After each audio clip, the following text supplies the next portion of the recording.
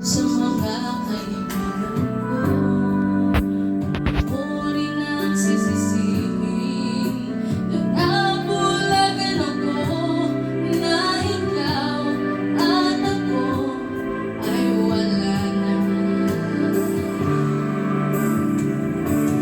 At ang hirap magpapanggap pa ba ako na ako'y masaya kahit ang totoo ay talagang wala ka na.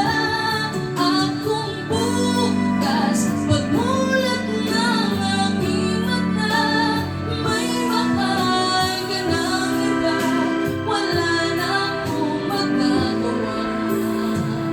Di ba saan ako nagkamali?